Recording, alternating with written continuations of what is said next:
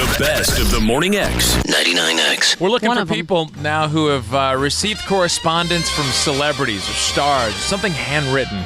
Yeah, Not just like the typed out note that they put your name in, on the computer. They add it in. Something personal. because there are, you hear about stories sometimes, and I guess what originally brought this on is there was an article, David Spade is doing this. He did this interview for Entertainment Weekly, and he was saying that once in a while, just to screw around, he'll go through a bunch of his fan letters and late at night just start calling people back and freaking them out. And I have heard other stories where celebrities will send something real personal, or they'll call, or maybe your letter is stuck out for some reason, or something easy enough to take care of. If you've ever received something like that from a star or a celebrity, a big athlete, or whatever, I'd like to hear about it. What's your name? Hey, I'm Robbie. How y'all doing? Hey, Robbie, who have you written to? A couple of years ago, when I graduated from college, I sent invitations to celebrities as well. You for your graduation? Yeah, for my college graduation. I was in college for a very long time, so I was throwing this enormous party called Hell Froze Over, and I just thought it'd be funny to send them invitations to see what I'd get back. Who were some of the celebrities you invited? I got a response from Jimmy Buffett. He sent the typical letter, but on top of the typical still, but on top of it, he had a Post-it note going, "I'm on tour. Wish I could be there." Well, that's kind of cool. But the last one I got was an answering machine message from Jimmy Barron, congratulating me on graduating. What? Who's he? Well, that's what I thought at first when I got it too. No, wait. When was this? Jog my memory. It was about August of '95. I sent the Morning X a graduation invitation, and y'all said that y'all actually would have come to the party, but you had a goodbye party for a Will Penn Jarvis to go to. Penn Jarvis? Yeah, I do remember that. I called you up and just said, sorry we couldn't be there. And... Yeah. Okay, great. Jimmy, there you go. Jimmy making it into this segment. Thanks, we'll see you later. Thank you very much. Once again, making the show look good. Peggy? Yeah. That's what you're all about. Who did you correspond with? And let's again reestablish it's got to be something personal. You wrote to them. Not their secretary, not their publicist. Okay, well, I don't know if this counts then because I didn't write to him. But what happened was I was in a very fatal car accident when I was a kid in 1980. And the guy that played Tattoo on Fantasy Island had found out about it through family friend, and he came to the hospital to see me. That doesn't count, but that's a nice story. Okay. It just because you didn't write to him. It's a nice story, though. Kind of found it. So Hervé Villachez, what's his name? Hervé Villachez. Hervé Villachez, and he came to the hospital. Wait a minute. And I saw him in person. Wait a minute. First of all, you're laying in a hospital bed, and all out you of want nowhere, is to see Tattoo. and out of nowhere, Hervé Villachez walks in. Sort of, kind of. We had a family friend who was dating a guy that worked on the set, and it was such a bad accident. This guy was talking about it at work, and he had overheard him, and he felt really bad. I lost my mother and my sister in the car accident, so he felt bad. So he just decided he wanted to come and meet me. He came to Atlanta? No, this was in California. Oh, in California. I was at UCLA Medical Center. Gotcha. Now it all... I want to go to the hospital to see. And he came with his wife and his bodyguard and his secretary, and he came twice to see me, and I got a bunch of personalized autographs from the members of the Dukes of Hazzard, because those were the shows that were the hits back then. And that's nice, though. The bodyguard probably kept Tattoo in his pocket. I'm surprised Hervé didn't try to slip one of his little paws underneath your gown. He was known. There have been stories about him, and then that guy who's the smallest guy in the world. His name is I forgot his name off the top of my head, but he used to be the little character who played Alf. And they would do a full body shot of Alf. And he'd go around pinching all the extras and groping the starlets. And then you couldn't get mad at him because, he was cute and small. And it's the same. Thanks, those Peggy. stories were classic Hervé stories, too. Nicole. Yes.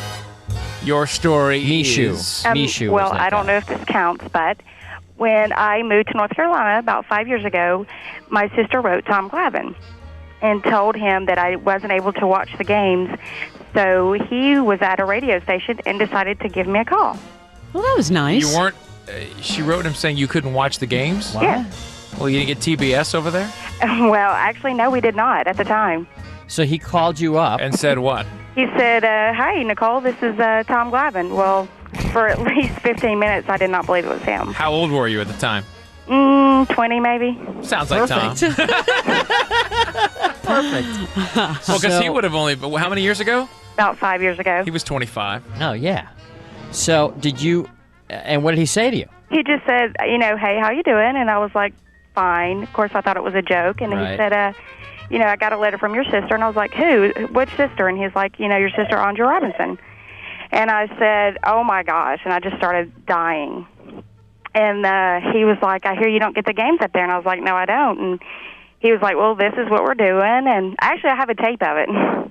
You were taping the call? Well, my sister actually taped the call. Oh, I'd love to hear It was that on the tape. radio station. Yeah, I would love it to was hear on- that. I was on the air, so. He called her on the air. Yeah, okay. Well, yeah, but she wrote him the That's letter, cool. and he decided for some reason when he went in the radio station that day to give me a call. Well, Tom's got a lot of spare time during the week. Apparently. He works, one game. Yeah. And he gets calls to, his fans back the other 4. Yeah, That's exactly. right, That's what days. he said. He said he had time, so he figured he'd give his fans a call. All right. Well, thank you. Thanks. We'll see you. All right. Ryan? Hey, how you doing? Good. Who'd you write I to? wonder if Glav knew what she looked like somehow. Go There's on. probably a photo on there. Yeah. The only Ryan? reason for a callback. My story is from Buffalo, New York. That's where I used to live. My cousins and I were avid Van Halen fans, and we were right to them and all that stuff. Finally, we got on the internet and wrote to Scotty Ross, who was the tour manager for Van Halen. We were going to Tampa, Florida, going to the show, all this stuff. Well, he writes us back, gives us front row tickets, backstage passes. The manager or Van Halen? Eddie Van Halen actually called us. Eddie called you. Yeah, listen to this. It gets better.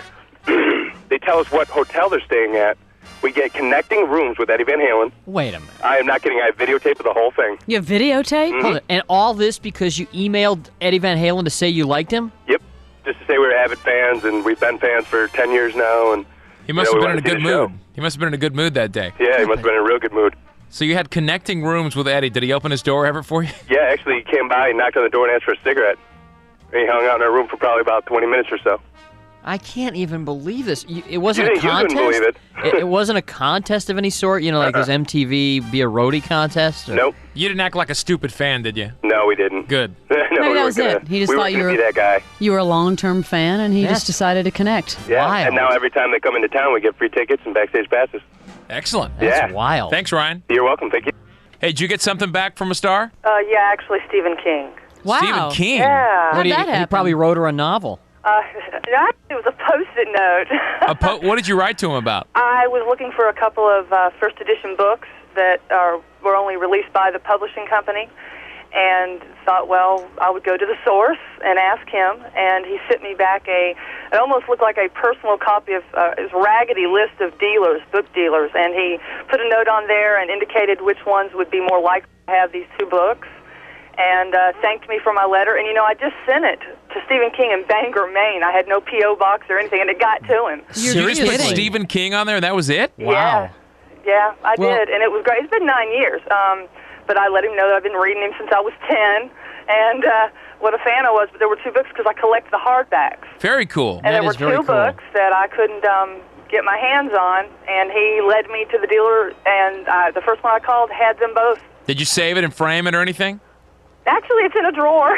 Really? Yeah, you gotta But keep you have that. it. Yeah, I do have it. That's a nice memento. I have Yeah, that. it was great. I was really thrilled. I have that note that. Remember when we sent Courtney Cox a few CDs when she was here for Right, Scream she 2, and faxed us she back. faxed back a handwritten note. I Sure. saved that. Thank you. Well, you're very welcome. See ya. Bye-bye. Who sent you some correspondence? Oh, John called me on the phone. John who? John Popper. John He Popper. called From you? Blues Traveler. That sounds like that totally sounds like John So Popper. did you wrote him a letter? I wrote him a letter in About summer what? of '95 Uh-huh. about the band when I got the self-titled. Yeah. And in September at 3 a.m., I received a call from him. At 3 a.m. and it 3 must be a.m.. lonely. Only John. Well, what did you Yeah. call him? What did you write him about? Just that I really liked the band and that I was his most orgasmic fan. Wait a minute. Okay, so Keyword there, orgasmic. I'm and guessing John there picked was up the phone. I'm guessing Yeah. there was some sexual talk in that letter you wrote him. There was a quote of me telling him that I was his most orgasmic fan. And he calls you at 3 a.m. You're Absolutely. sleeping. And says, And basically, he just talked to me about like you're talking to me right now. He Well, comped he- my tickets at the Fox, backstage passes, Madison Square Garden. Did you meet him?